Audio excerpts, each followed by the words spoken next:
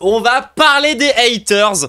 Et ça tombe vraiment bien parce que j'en ai pas mal, tout simplement. Qu'ils soient de droite ou de gauche sur Blue Sky ou sur Twitter.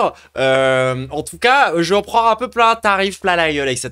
Donc je me dis qu'il est peut-être temps de regarder un petit peu qui sont ces gens. Et oui, et la dernière vidéo de Sabine s'appelle « Les haters ne sont pas qui vous croyez ». Et donc du coup, on va un petit peu regarder cette histoire.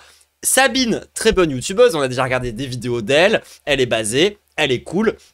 Et il ne lui reste plus que 600 abonnés pour atteindre les 100 000 et qu'elle puisse avoir le plateau à roulage le plus stylé. Donc n'hésitez pas à aller vous abonner à elle. Pour le coup, c'est vraiment quelqu'un de sûr et tout. Enfin, c'est pas le contenu le plus gauchiste, etc. et tout, mais c'est qualitatif, franchement, les gens. N'hésitez pas à vous abonner. Bref, c'est parti. De voleuse, ça se voit sur ton nez, ça vive, ça l'escroc dans la tête. Suicide-toi et la France ira mieux, fais plaisir au peuple. Hygiène refaite est toujours moche. Tu vois les 13 que t'as envoyés en garde à vue, ils vont vite sortir. Voici le genre de message reçu par Magali Berda, figure médiatique et le chétan controversée du milieu de l'influence lors de la vague de haine dont elle a été la cible en 2022. Après, pas cool la vague de haine misogyne qu'elle s'est prise avec les trucs avec Booba et tout, mais ça reste le chétan. Hein. Ces messages sont extrêmement violents. Pourtant, celles et ceux qui ont écrit ces menaces en ligne sont loin d'être des psychopathes. Ce sont même des monsieur et madame tout le monde, comme le décriront les médias au procès qui a eu lieu l'année dernière. À la barre ont défilé des hommes et des femmes avec une grande diversité d'âge et de professions. Pourquoi c'est le chétan? Magali Berda, concrètement, c'est la meuf qui est derrière les influx voleurs. Genre, vous avez sûrement déjà entendu parler de cette histoire. Tous les influenceurs qui viennent un peu de la télé-réalité et qui vendent des produits hyper bizarres à leur public ou qui font des placements de produits trop chelous ou qui traînent dans des trucs bizarres avec Dubaï, c'est elle, d'accord? Elle est derrière beaucoup de ces trucs-là. C'est vraiment une meuf qui a défendu, genre, ce modèle économique. Et voilà qui est Magali Berda, quoi. C'est quelqu'un qui est derrière les influenceurs les moins... Enfin, les pires influenceurs qu'on a en France. Restaurateurs, employés de banque, agents d'entretien, chômeurs. Pareil cette année au procès de Thomas Joly, directeur artistique des JO. Les accusés sont des gens tout à fait banals, selon les avocats de la défense. Pourtant, ces mêmes gens, échauffés par une cérémonie d'ouverture qui n'était pas à leur goût, n'ont pas hésité à proférer des menaces de mort et des injures homophobes et antisémites d'une violence inouïe. Même constat encore cet été au procès qui opposait Brigitte Macron à 10 des personnes responsables de son parce qu'elle a un zizi. Harcèlement, né d'une rumeur transphobe concernant son identité. Parmi les accusés, des citoyens lambda, des hommes et des femmes de tous les âges, de toutes les régions et de toutes les professions. Voilà qui va à l'encontre d'une idée largement répandue selon laquelle les haters correspondent à un profil psychologique précis. Tout le monde a un peu sa petite idée sur qui est capable d'écrire des horreurs pareilles en ligne, mais on soupçonne quand même souvent les jeunes, isolés socialement et... Du coup, pourquoi je la défends qui c'est Magali Berda? Parce qu'en fait, une insulte misogyne, genre où tu dis que tu vas violer une meuf, c'est jamais un bon move. Hein. Franchement, genre, même balancer ça à Marion Maréchal, je suis pas pour, hein, tu vois. Je suis en mode, dose, calme-toi et sois un peu moins une merde misogyne quand même, tu vois. Tu peux critiquer la meuf sans avoir dire que t'as envie de la violer, de la tuer, de faire des choses à son corps, tu vois. Perçu comme influençable. Faut dire que les premières affaires de cyberharcèlement ont principalement condamné ce type de profil. Maintenant que les... Brigitte, vraie sœur, joue pas la carte. Oh, je suis d'accord, Brigitte, faut qu'elle assume d'avoir un zizi au bout d'un moment, stop. Hein. Les procès pour harcèlement en ligne se multiplient.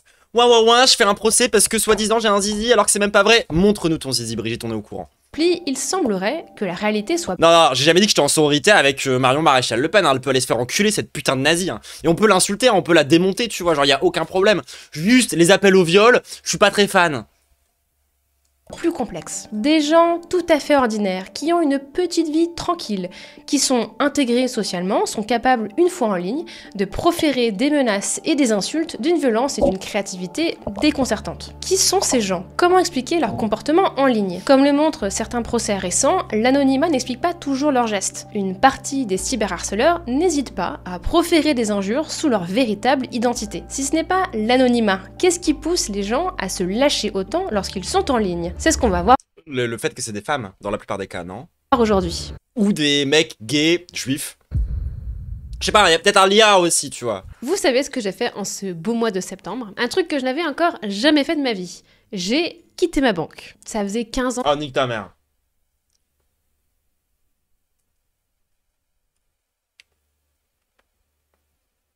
Un classique sur YouTube. Se confronter IRL à ses haters. Polska, Yomi Denzel, Kev Adams, McFly et Carlito et bien sûr Si c'était pas dangereux pour mon intégrité physique, j'adorerais faire ça. Squeezie avec son célèbre tribunal des bannis. Tous et toutes se sont déjà essayés à l'exercice. L'ambiance est détendue, on est dans le registre du clash bon enfant qui ne blesse personne. T'as fait 2 films sur les maisons de retraite. J'espère que pour le 3e, ça sera ta retraite que t'annonceras. Ok. Bien. Parce que la carrière pas ouf. Hein. À en croire ces vidéos, les haters c'est ça finalement. C'est quand des jeunes personnes trollent Non, c'est du roasting, ça sera pareil, rien à voir. des personnalités sur internet pour faire marrer les autres. Et les premiers procès pour cyberharcèlement aussi ont contribué à donner une vision partielle de ce type de personnes. À l'un des premiers procès pour cyberharcèlement, un des accusés avait justement plaidé l'humour en guise de ligne de défense. Ce procès, c'est celui de la journaliste Nadia Dam, victime Ok, le raptor décidant. en 2017 d'une vague de haine suite à une de ses chroniques à la radio. L'accusé a prétexté vouloir faire marrer les internautes avec le commentaire qui lui valait d'être sur le banc des accusés. Il avait pourtant proféré une menace de mort sur internet, on ne peut plus explicite à l'encontre de la Trop marrant journaliste. les menaces de mort, hein, c'est trop bien. Il faut la tuer, cette sale féministe de merde. Une blague qui n'a pas manqué de faire C'est trop drôle, j'adore. Alors je suis plié de rire. la journaliste. Il faut la tuer, cette sale féministe.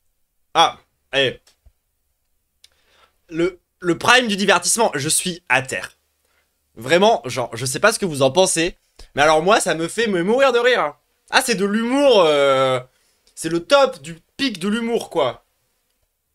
Féministe de merde. Une blague qui n'a pas manqué de faire rire le tribunal. Devant la justice, l'accusé estime que les flics ne comprennent pas leur humour et que quand on est jeune, on rigole un peu de choses méchantes. L'enquête a montré que le harcèlement en ligne de Nadia Dam était majoritairement le fait de personnes jeunes, notamment parce qu'il avait été encouragé par le forum 1825 de jeuxvideo.com. Ce fameux forum 1825 est impliqué dans d'autres affaires de cyberharcèlement, en particulier celui de Marion Seclin à peu près à la même période. Au procès de Nadia Dam, seuls 2 hommes, âgés de 20 et 35 ans, ont pu être identifiés. Les deux ont Mais enfin, le 18-25 plus l'ambiance globalement extrêmement misogyne du milieu du jeu vidéo, que tu sois au 18-25 ou pas.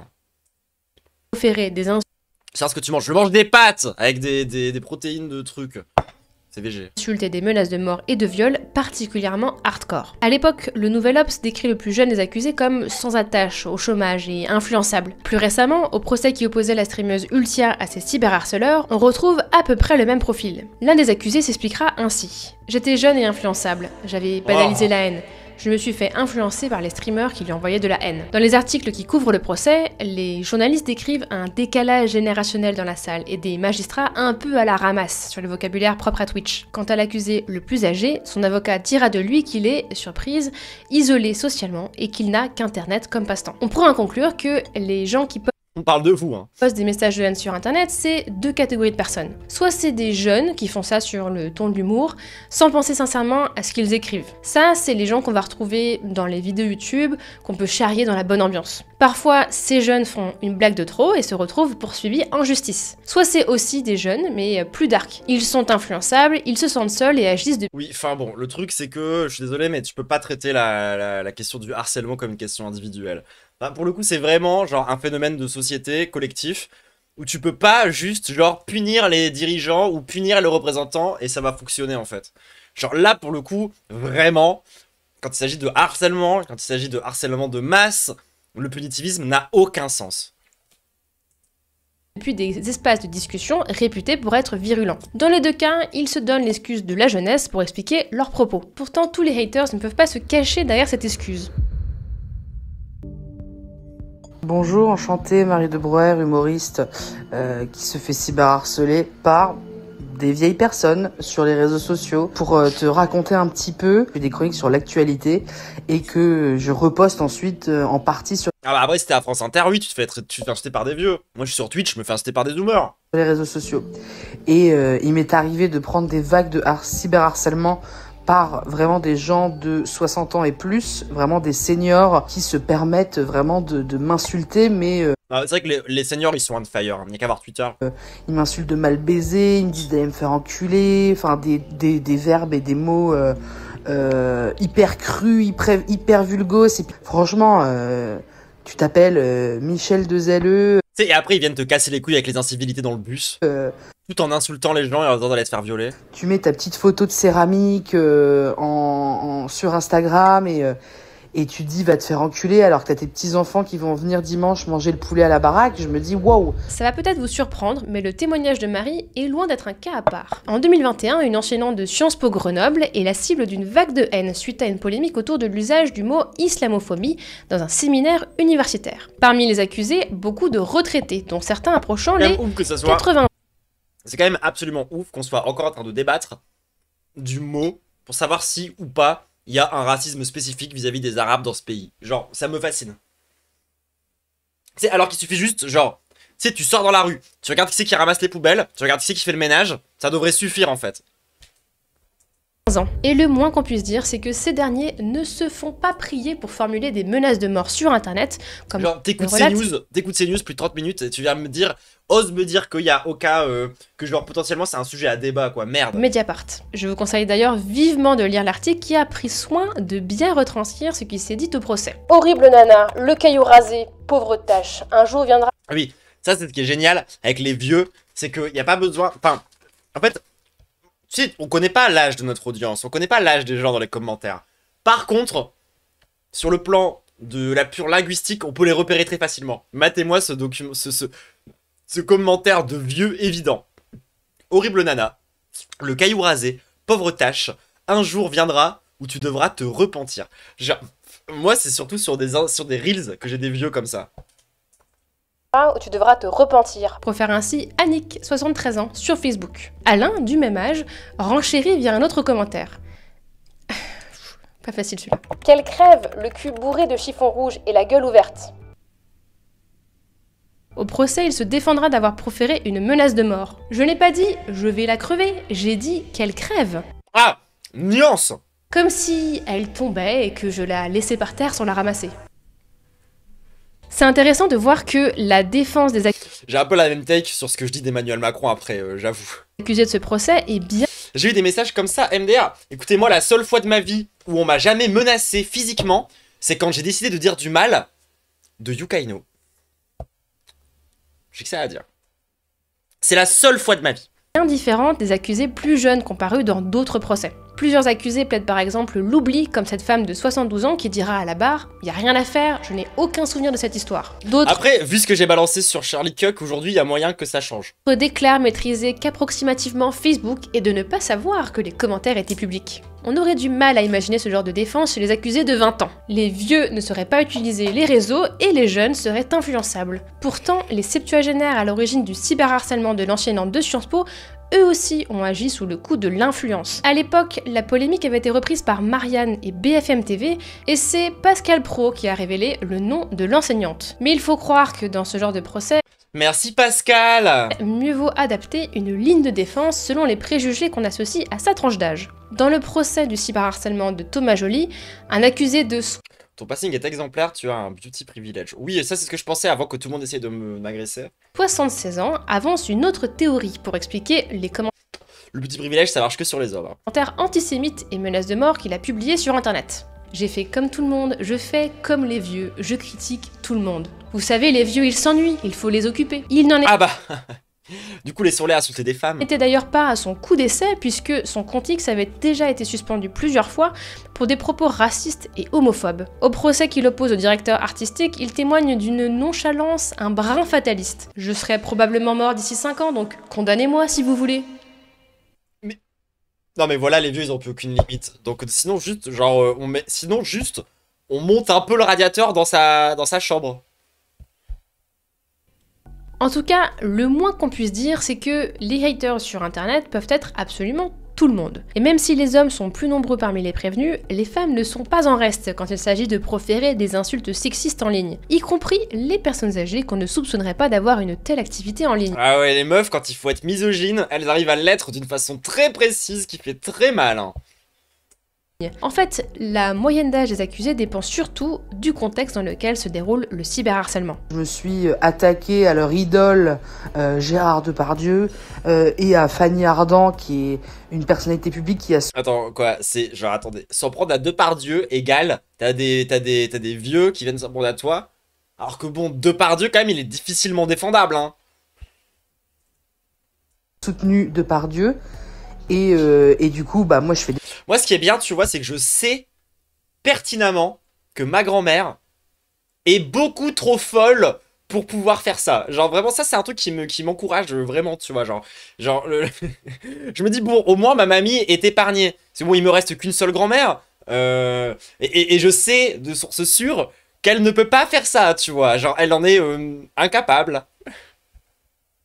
Des blagues, genre mon métier c'est de faire des blagues, je fais des blagues là-dessus. Genre bon, c'est rare que je puisse dire merci la folie quand il s'agit d'elle, mais pour le coup merci la folie. Que Fanny Ardant vient d'arriver à la barre pour défendre son ami Gérard. On passe en direct depuis le tribunal correctionnel de Paris. Oui, Gérard est mon ami. Et il y a une réaction hyper vive de personnes, parce que c'est leur génération en fait que j'attaque à travers ma chronique, quoi. Gérard Après t'es sur France Inter, tu cherches hein. Depardieu ou Fanny Ardant ou d'autres, c'est des personnes... Regarde, moi je me fais insulter et menacer de mort par des gens qui ont la trentaine. Voilà, comme ça du coup ils sont vraiment dangereux. Parce que moi j'ai les couilles. Personnalités avec lesquelles ils ont Au sens littéral. grandi, ils ont le même âge, quoi. Ils ont le même âge que ces personnalités-là. Dans le procès d'Ultia, on parle du cyberharcèlement d'une streameuse sur Twitch après un élément déclencheur qui a eu lieu sur Twitch et qui a été amplifié par d'autres streamers, eux aussi sur Twitch. Avant le procès, aucun média n'avait vraiment relayé l'affaire, si bien que le cyberharcèlement fonctionnait quasi en circuit fermé sur les réseaux. Pas étonnant que la moyenne d'âge des accusés soit plutôt basse. Idem pour les messages de haine reçus sur des plateformes comme Snapchat, qui restent majoritairement utilisés par les moins de 30 ans. A l'inverse, dans les procès de Thomas Joly et de Brigitte Macron, de l'enseignante et même de Magali Berda, il y a eu à chaque fois une étape durant laquelle l'affaire a été relayée sur d'autres canaux, notamment la télévision. Ça a sûrement contribué à diversifier les harceleurs. Par ailleurs, les messages et commentaires venaient principalement du réseau X et de Facebook, réputés pour avoir une plus grande diversité d'âge. Thomas Joly ou Brigitte Macron sont aussi des personnalités plus... Ah ouais, le problème de Magali Berda, c'est que c'est vrai que tu l'entends parler 5 minutes, t'as envie de l'insulter. Mais faut se retenir un peu. Public qui dépasse largement la sphère purement internet. Le cercle des personnes susceptibles d'être intéressées par l'affaire est bien plus vaste. Ce qui est sûr, c'est que mis à part quelques têtes brûlées, Parle pas mal de mes sœurs. peu importe leur âge, les accusés sont globalement mal à l'aise de réentendre en salle d'audience ce qu'ils ont bien pu dire sur internet. Beaucoup minimisent leurs propos ou estiment qu'ils ne pensaient pas vraiment ce qu'ils ont pourtant bien écrit. Comment ça se fait que des gens apparemment tout à fait ordinaires soient capables de dire de telles horreurs sur internet sans pour autant les assumer a posteriori? Sur internet, à cause de l'anonymat, les gens peuvent mal se comporter parce que c'est souvent sans conséquence. Comme Squeezie, vous êtes peut-être convaincu que si les gens sont... Alors ce qui est horrible, c'est que Squeezie, il a fait son vidéo où il y avait des haters du coup qui venaient pour les confronter. Au final, ça a été une espèce d'immense mou du genou qui voulait juste pardonner tout le monde. Et c'est une nana dans l'audience qui a dit alors oui, par contre, c'est quand même un peu grave ce qu'il a fait. Genre moi, en tant que meuf qui visionne et qui suis dans le chat, genre ça me met un peu mal à l'aise. Et du coup, elle a pris du turbo harcèlement dans la gueule. Et au final, c'est une des meufs de l'audience qui était en physique à l'intérieur du truc où Squeezie s'est confronté à ses abonnés qui a pris du turbo harcèlement. Let's go. Aussi à l'aise sur internet, c'est parce qu'ils se sentent protégés par l'anonymat. J'ai posé la question en story sur Insta et vous étiez 59% à penser ça. Alors, c'est vrai que l'anonymat ou le pseudonymat, donc le fait d'avoir un pseudo, peut être désinhibant. Pour identifier les personnes à l'origine des publications, il faut faire une demande C'est cathartique. auprès des plateformes qui ne coopèrent pas toujours avec de la bonne volonté. Ce n'est pas un anonymat total puisqu'il peut être levé, mais comme il y a une procédure à suivre qui ne fonctionne pas toujours, les gens se sentent quand même à l'abri. Peut-être surtout que les gens qui commentent sous pseudonyme ignorent que la justice peut demander à révéler leur identité sur les réseaux. Mais l'anonymat n'explique pas le geste de Dominique, 56 ans, qui a publié sur Facebook... Surtout que c'est la preuve que les trucs punitivistes ne fonctionneront jamais. Genre, même si t'es parfaitement conscient que c'est potentiellement illégal de traiter cette meuf de façon super raciste, mais tu le fais quand même. Genre, je suis désolé, mais la législation autour du cyberharcèlement, c'est un truc qui est à peu près aussi solide, efficace et efficient sur le réel que Adopi, en fait. Avec son nom. C'est ce que je vous ai dit, le punitivisme n'a vraiment aucun putain de sens. T'auras beau être conscient que les flics, ils ont le droit de prendre ton identité à partir de ton pseudo, tu t'en branles, t'es en train d'insulter quelqu'un, t'y penses pas en fait. Complet et à la vue de tous ses proches. Ouvrez les guillemets. Il faut la tondre, cette collabo de merde. En parlant de l'enseignante de Sciences Po. Pire encore, il n'est pas rare de voir des gens laisser de sales commentaires directement depuis le compte officiel. Alors que les seuls qu'il faudrait tondre dans ce... Je vais arrêter cette phrase tout de suite. De leur business. Désolé, tu es gauchiste, je ne te donnerai pas cette balle. Un jour, tu postes une vidéo où tu te sens jolie pour les 4 ans de mariage avec ton mec, que tu te fais belle, et là, oh, ils ressortent leur tête et lâchent un commentaire. Alors je dis il, hein, mais quand c'est pour critiquer le corps d'une femme, c'est souvent elle. Non seulement c'est gratuit, et en plus c'est mal orthographié. Vraiment, c'est une attaque low cost là. Et puis comme on m'appelle Hercule Poirot dans le milieu, j'ai voulu me renseigner sur cette dame. Et là, quelle ne fut pas ma surprise? Ce n'est absolument pas un troll, c'est pas un faux compte. C'est une femme avec un vrai compte professionnel de sa marque de bijoux. En 3 secondes, j'ai trouvé son prénom, son nom et là où elle vit. Agnès. Ah, la Adopi, je suis pas fan. Non, mais pour moi, c'est un peu ce truc de... Tu sais, Adopi, tu sais que ça existe, tu sais qu'il y a une régulation, tu sais qu'il y a une loi, et quand tu télécharges illégalement un truc, tu le fais quand même, et tu t'en branles. Enfin, c'est pareil quand t'insultes sur Internet, je veux dire, je suis désolé, mais on est tous d'accord quand même qu'il y a une espèce de méta sur Internet qui fait qu'on s'en branle en règle générale de ce qui est légal, de ce qui est pas légal. On est tout le temps un petit peu sur la frontière parce que c'est un peu normal et c'est un peu l'état normal du truc. Parce que c'est impossible à réguler en fait. Genre si tu voudrais que Adopi fonctionne correctement ou si tu voulais que les trucs sur le cyberharcèlement fonctionnent correctement, faudrait des millions de flics en permanence qui surveillent Internet, tu vois. Genre après, autant moi, tu vois, je suis complètement contre plutôt l'idée de s'organiser en collectif et d'aller harceler des gens sur Internet, ça me parle pas. Autant le piratage, je suis plutôt pour. Mais du coup, ça va dans un sens comme dans l'autre en fait.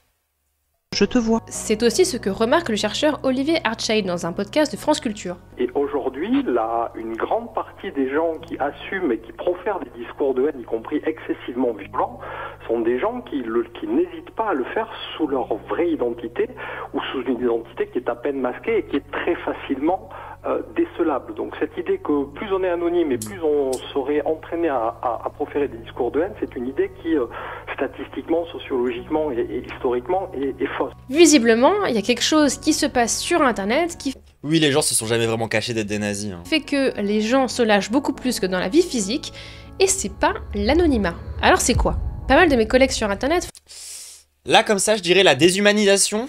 font un constat à peu près similaire. C'est pas tant l'anonymat qui explique la virulence de certains propos, mais c'est plutôt la distance que les internautes perçoivent avec les personnalités d'Internet. Les créateurs et créatrices sont perçus avant tout comme du contenu sur Internet qu'on consomme et contrôle. Ah ouais, c'est clair que moi, les gens qui m'insultent, ils oublient complètement qu'il y a un petit cœur qui bat sous toute cette...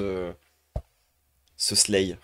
Lequel on peut rager sans retenue. C'est aussi plus simple d'être vindicatif quand on ne voit pas la réaction de l'autre. Plusieurs collègues racontent que l'attitude du hater change radicalement dès l'instant où ils ou elles prennent le temps de leur répondre. Ça s'excuse, ça bafouille. Est-ce que c'est le fait de découvrir qu'il s'adresse à un véritable être humain qui rend les haters aimables? C'est déjà le constat qu'avait fait Rokhaya Diallo dans son documentaire consacré à la haine en ligne sorti en 2015. Dans le documentaire, la journaliste avait filmé sa propre plainte pour injures publiques et menaces de viol en ligne à son encontre. Elle avait également interviewé différentes personnalités. Et pour ça, en fait, c'est pour moi que c'est logique que ça soit la déshumanisation qui soit derrière tout ça, parce que c'est toujours plus facile de déshumaniser une femme. C'est toujours plus facile de déshumaniser une personne racisée. C'est toujours plus possible de déshumaniser, genre quelqu'un qui te répond pas, etc. et tout. Par contre, faut faire attention parce que c'est un peu une lame à double tranchant. Dans le sens où moi, d'expérience, je dirais qu'il y a certains droitards où justement, certains de tes ennemis, je parle en particulier du coup d'adversaires, on va dire plutôt politiques à gauche, à savoir la gauche un peu libérale, la gauche un peu blue sky, où eux, à l'inverse, ils attendent que ça, que tu leur donnes un truc de retour. Ils attendent que ça, que tu répondes, ils attendent que ça, que tu t'énerves, etc. et tout. Donc je pense qu'il faut distinguer le fait d'avoir une réponse un peu, genre parfois plus humaine à des trucs, avec aussi le fait que, bah, y a certaines personnes qui n'attendent que ça pour se sentir exister, en fait, et qui, sans ça, n'existe plus vraiment, enfin qu'on le dise vraiment, enfin je suis désolé hein, mais tu prends des comptes comme Spino Pizza, si Spino Pizza arrête de dire du mal des gauchistes en fait, Spino Pizza arrête d'exister hein, tout simplement, genre et donc des gens qui attendent en fait que ce truc là aussi pour créer en fait une forme de communauté autour de ça. Des victimes de cyberharcèlement et beaucoup témoignaient du même sentiment. Les personnes qui avaient publié des insultes... Bon, je rappelle que pour moi tout ça n'a vraiment absolument aucun sens, hein. Tous ces flics de gauche là qui s'amusent à essayer de fliquer les militants, allez vous faire enculer hein. Ou menaces de... Ah mais Supreme Mind c'est encore autre chose. Supreme Mind c'est un Mimiki parmi les Pikachu. Supreme Mind ça n'a jamais été un progressiste, tu vois, c'est quelqu'un qui fait crari et qui le fait mal. Les morts étaient mal à l'aise de devoir faire face à celui ou celle qu'elles avaient insulté. Peut-être surtout que les haters sont surpris de découvrir que leur commentaire peut être lu par les principaux intéressés. Il y en a qui se pensent apparemment invisibles sur internet, peu importe qu'ils commentent. Ouais, alors que moi tu vois je suis vraiment dans cette phase de la notoriété où je lis un peu tout ce qui se dit sur moi, je lis un peu tous les commentaires et tous les DM, donc si on les lit hein.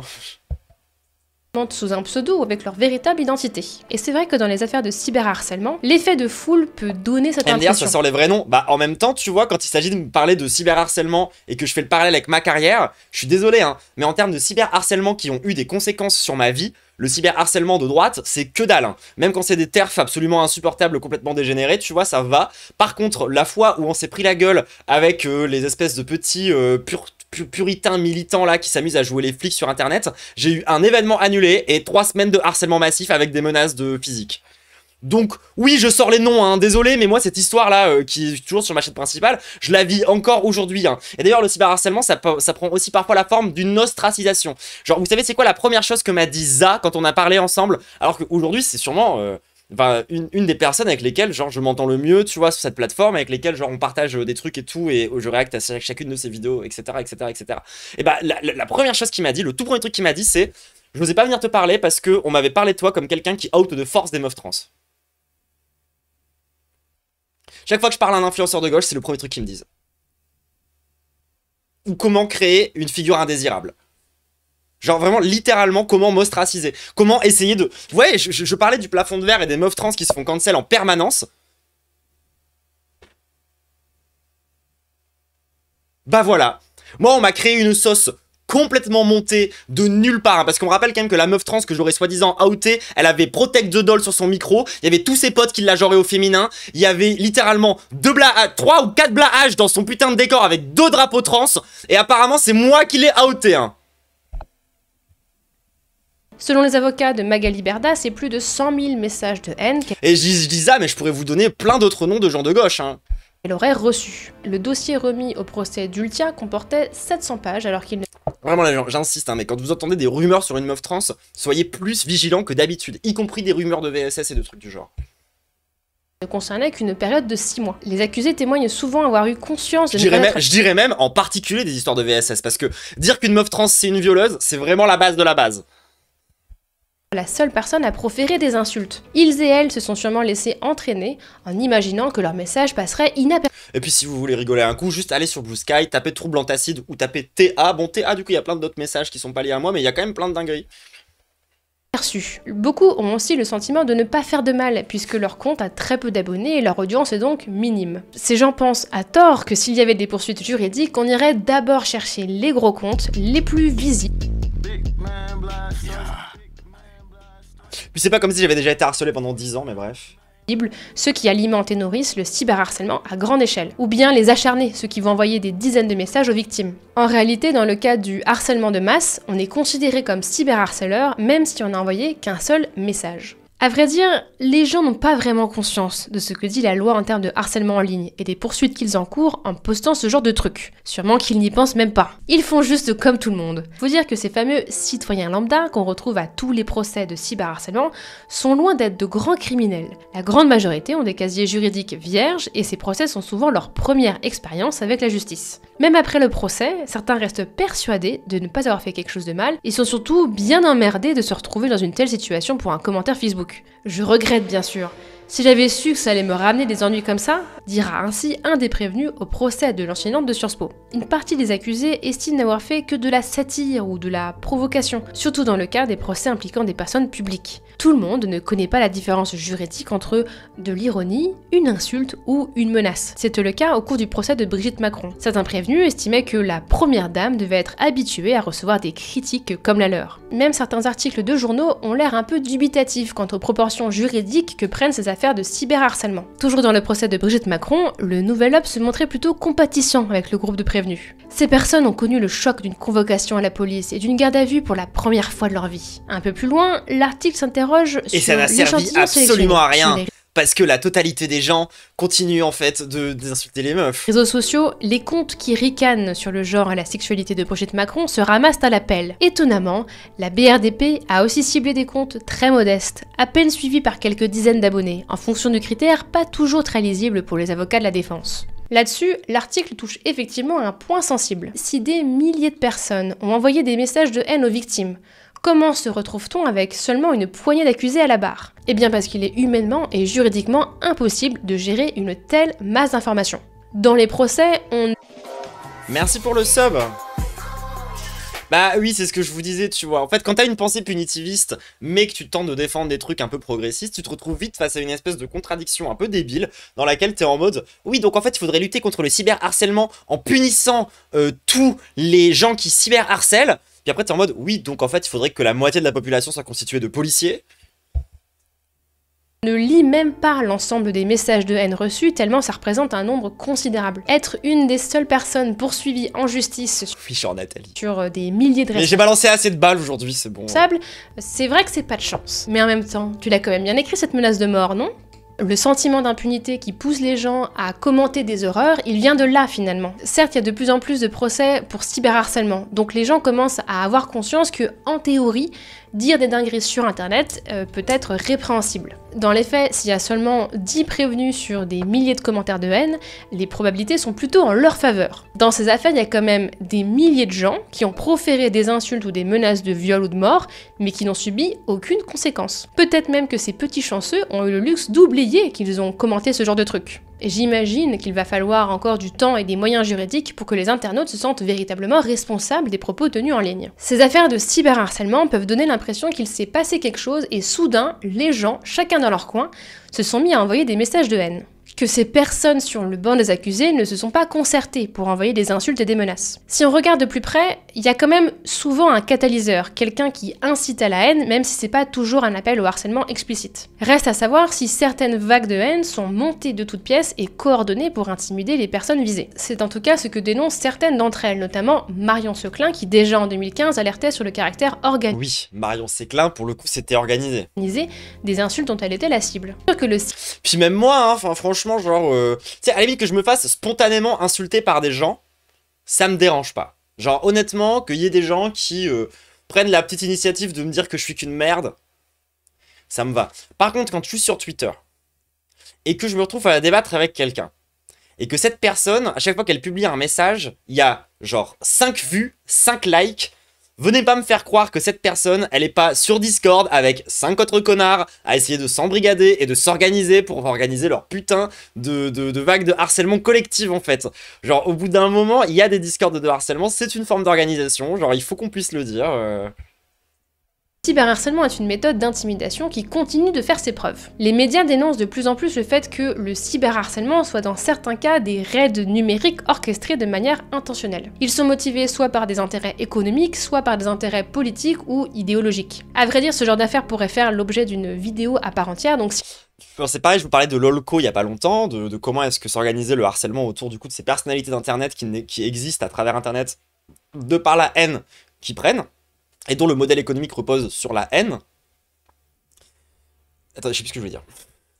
Si le sujet vous intéresse, n'hésitez pas. À vrai dire, ce genre d'affaires pourrait faire l'objet d'une... Oui, voilà, c'était hyper structuré, c'était hyper organisé, il y avait des sites internet qui étaient dédiés à ça, tu vois. Il y a même des youtubeurs qui faisaient l'entièreté de leur carrière autour de ces histoires-là, clin d'œil, clin d'œil, clin d'œil, clin d'œil, Cléor, clin d'œil. Et où en fait, finalement, c'est vraiment un truc qui a un intérêt à la fois économique, financier, etc. Ouais. Et c'est encore une conséquence malheureuse de la pensée punitiviste et de la pensée aussi capitaliste en fait, hein, tout bêtement. Vidéo à part entière, donc si le sujet vous intéresse... Parce que je vous rappelle que l'endroit de base où on apprend à déshumaniser des gens, ça reste l'école hein, quand même. Ça reste quand même assez réel. Faire des punitions humiliantes, punir les gens, enfin... cette violence-là et cette violence déshumanisante, à la priori, on l'expérimente d'abord à l'école. Hein. N'hésitez pas à me le dire en commentaire. Si ces affaires de cyberharcèlement coordonnées ou pas ont un tel pouvoir de nuisance, c'est surtout parce qu'on manque de moyens pour s'en défendre. Chez les victimes, ce genre de j'aime pas trop cette take. Procédure judiciaire laisse un goût amer. Moi je pense que la violence, l'humiliation, et c'est ce dont je vous avais déjà parlé sur le truc de Portmanov, genre cette violence-là et cette humiliation-là, au bout d'un moment, genre elle fait structure. Elle fait structure dans la société depuis super longtemps en fait, hein. Ça date vraiment pas d'hier, et c'est quelque chose qu'il faut remettre en question. Et tu peux pas juste genre faire du damage control derrière, pour moi il faut vraiment s'attaquer à la racine du PB, qui est justement toutes les dynamiques autour de l'humiliation, de la déshumanisation, du harcèlement, qui sont institutionnalisées en fait. Pour certaines, un soulagement d'être reconnu en tant que victime. Enfin, pareil, même avec le racisme ou quoi que ce soit, où tu vois qu'en fait ça devient assez logique et normal aussi de genre harceler les Noirs et les Arabes dans ce pays, où en fait c'est un truc déshumanisant aussi, tu vois. D'autres s'agacent de ne voir que quelques personnes sur le banc des accusés. Ou bien elles ressortent des procès lessivés d'avoir dû se confronter à des personnes qui ne regrettent qu'à moitié leurs propos. En réalité, très peu de victimes portent plainte. Au vu de la quantité de messages et de commentaires reçus, condenser ça dans un dossier deviendrait vite un job à plein temps. On pourrait par exemple exiger des plateformes qu'elles soient responsables des propos tenus en ligne pour les forcer à prendre des mesures. Une piste qu'évoque Rokhaya Diallo dans son documentaire par exemple. On pourrait aussi renforcer les procédures de signalement ou la modération en ligne. Mais renforcer la modération pose aussi des problèmes de liberté d'expression et d'information. C'est d'ailleurs un sujet que j'avais déjà abordé dans une précédente vidéo. En tout cas, on voulait savoir qui se permettait d'écrire des horreurs sur internet et je crois qu'on a la réponse. Tout le monde. Tout le monde. Basiquement tout le monde. En fait, un peu tout le monde. Le profil des haters dépend surtout du sujet, de la plateforme et du profil de la personne attaquée. Plus le sujet est grand public, plus les haters vont avoir des profils Genre c'est vraiment la définition d'un problème structurel.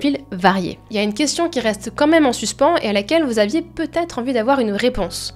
C'est le profil politique des haters. Là-dessus, c'est compliqué de répondre avec les éléments qu'on a. Les enquêtes liées aux affaires de cyberharcèlement ne se penchent pas toujours sur ce point-là. Donc on peut que faire des suppositions sur les opinions politiques des accusés. Dans les exemples que j'ai cités ici, c'est vrai que c'est principalement des vagues de haine réactionnaires à des sujets tels que le féminisme, la transidentité ou la lutte contre l'islamophobie. Mais ça veut pas forcément dire que tous les haters sont des réacs. D'ailleurs, des personnalités de droite ont aussi porté plainte pour des cas de cyberharcèlement en masse. Peut-être que certains profils politiques sont plus virulents et plus organisés dans les messages de haine qu'ils envoient. Mais je ne peux pas trancher sur la question, en tout cas pas dans cette vidéo. Peut-être que ça peut faire l'objet d'une autre vidéo. Et du coup, pourquoi les gens se lâchent autant en ligne Merci pour le sub. alors qu'ils sont des citoyens exemplaires le reste du temps? C'est pas tout à fait à cause de l'anonymat, mais c'est quand même parce qu'ils pensent ne pas être vus. Les haters se pensent cachés par la foule, par la distance numérique et par le fait qu'ils n'ont pas une... C'est ça, t'es pas caché par ton anonymat, t'es caché par le fait que vous êtes des milliers à faire ça. grande audience. Mais en réalité, si les gens disent des dingueries sur internet... Et ça fait partie justement des dynamiques qu'il y a dans tous les harcèlements et dans toutes les formes de harcèlement. C'est que du coup, si tout le monde le fait, c'est normal. C'est pour une raison plus profonde. C'est surtout parce qu'ils restent convaincus qu'ils ne font rien de mal. La plupart confondent Ouais, moi ça aurait pas été ma conclusion. critique et injure, provocation et menace. Moi je vais revenir sur les conditions et le pourquoi en fait. Genre, faut pas trouver du coup, justement, t'es en train d'expliquer, tu vois, que c'est un problème qu'il y a dans toute la société, à tous les niveaux, qui concerne à peu près tout le monde. Faut pas venir te dire que du coup le problème il est individuel. T'es obligé de réfléchir le collectif en fait, et l'organisation collective, y compris sur les différentes plateformes, pour pouvoir parler de ça, tu vois. Genre un exemple concret par exemple de trucs qu'on pourrait faire, et de trucs qui est quand même un peu une dinguerie que ça soit en place, c'est que les plateformes, par exemple Instagram, quand ils ont besoin de faire de la réaction et qu'ils ont besoin de faire du clic, ce qu'ils font, c'est qu'ils vont prendre mon contenu à moi, qui par exemple est très marqué à gauche, et ils vont le montrer à plein de fachos. Du coup les fachos ils vont avoir envie de m'insulter, ils vont avoir envie d'écrire des messages, ils vont avoir envie de partager mon truc, et donc du coup en fait il y a littéralement une cause structurelle, institutionnelle en fait, qui fait partie justement de la plateforme, qui en fait incite derrière à cette violence-là en fait. Je pourrais parler de Twitter aussi, moi ça fait même pas 1 an que je suis sur Twitter, j'ai commencé Twitter en même temps que j'ai commencé ma carrière de streameuse, et j'ai découvert en fait un logiciel fait pour la castagne. Enfin je sais pas comment le dire autrement, mais Twitter est structuré pour créer de la réactance, structuré pour que les gens s'insultent, structuré pour que genre ça fasse des réponses dans tous les sens. Enfin, c'est vraiment un média qui a été orienté, genre littéralement structuré pour justement maximiser la haine et la réaction. Et c'est pour ça que t'as plus pour moi de réacs qui vont être dans ces phénomènes-là. Parce que, en fait, justement, ce qui est important pour les plateformes et ce qui est important structurellement pour cette partie-là du capitalisme, c'est la réaction, justement. C'est le fait de créer de la réaction. C'est ça qui fait partie, du coup, de leurs grands axes autour desquels, genre, ils réfléchissent un petit peu tous leurs algorithmes et toute la façon dont est structurée la plateforme. Mais, ah oui, non, Twitter, c'est vraiment l'octogone social. Non, mais rien que le fait que sur Twitter, tu puisses créer un compte privé, puis faire une citation d'un tweet, donc prendre le tweet de quelqu'un, écrire ton propre truc par-dessus, mais que ton compte il est privé, et donc du coup la personne ne saura jamais ce que t'as dit sur elle, mais que toute ta communauté, elle, oui, c'est quand même une immense dinguerie. Genre, ça fait partie des quelques mécanismes qu'il y a sur Twitter qui sont absolument ouf, en fait. Et quand ils réfléchissent 5 minutes, c'est vraiment des dingueries en termes de ce que ça permet de faire, en termes de harcèlement, en termes de violence intrinsèque à la plateforme aussi, tu vois. Enfin... Bref. Tout ça pour dire... nique les plateformes aussi, dans le sens où elles se sont structurées pour augmenter au maximum l'interaction entre les gens, et ils ont vite capté que la haine, ça faisait pas mal d'interaction, mais pas que, on peut pas s'arrêter à cette structure-là, quoi. Parce que je suis désolé, mais les phénomènes de harcèlement de masse, ils datent d'avant Internet, en fait. Ils se sont amplifiés parce que la communication, tout ça, mais genre on a un problème en fait avec la déshumanisation et le harcèlement dans notre société en règle générale. Des haters, il y en a toujours eu en fait. Enfin, au bout d'un moment, il faut remettre ce truc-là en question et essayer de comprendre d'où ça vient et de quelle vision du monde de quelle vision du monde ça découle. Genre par exemple, je dis ça comme ça, mais la pensée libérale, qui consiste à dire qu'en fait, il y a les bons, les mauvais, ceux qui méritent pas, et du coup de faire une hiérarchie entre les différents individus par rapport à le fait de comment est-ce que tu juges leur vie, et bah ça mène à de la violence en fait, hein, par exemple, de réfléchir comme ça, tu vois, parce que du coup tu crées tes petites hiérarchies personnelles, et du coup tout ce qui est en dessous de toi, et bah c'est ok de frapper dessus, genre par exemple, hein, je dis ça comme ça, hein, enfin, il y en a d'autres, hein, des pensées qui sont fondamentalement réactionnaire. Mais le libéralisme, pour moi, par exemple, c'est une bonne définition de pourquoi est-ce qu'on est tous des prédateurs les uns avec les autres et pourquoi est-ce qu'on déshumanise, blablabli, blablabla. Les origines du libéralisme, commerce triangulaire, tout ça. Bref, on va passer à la suite, tout le monde. En tout cas, c'était intéressant de voir ce petit truc sur les haters. Et ben, je n'en sais pas plus qu'avant sur qui sont les gens qui m'insultent. En même temps, tant pis pour eux, quelque part, j'ai envie de dire... En tout cas, moi, je vais m'arrêter là sur ce petit react. Salut, mais alors, si tu utilises Twitter sans réactance, retweet, commentaire, t'es une anomalie? Bah, ouais, un peu, ouais, franchement, oui. Si t'es sur Twitter que pour faire ta com, et si t'es sur Twitter que pour publier des tweets, chill, déjà, ton compte va pas marcher. Et ensuite, oui, il y a des grandes chances que tu sois un peu une anomalie, quoi.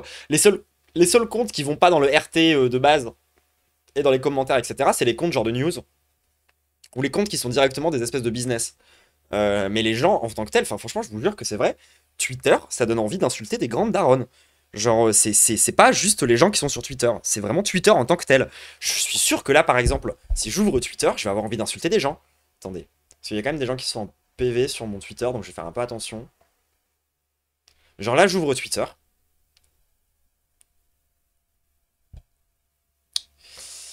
Donc là voilà, il y a quelqu'un qui dit de la merde sur un post de Dr Zoé, ça m'énerve. Impact média, nanana, chaque année nous donnons des milliards à l'Algérie, nous fermons le robinet, a annoncé Jordan Bardella. Voilà, je suis en colère, directement. Je suis directement en colère, j'ai envie de RT ça et de m'insurger, tu vois.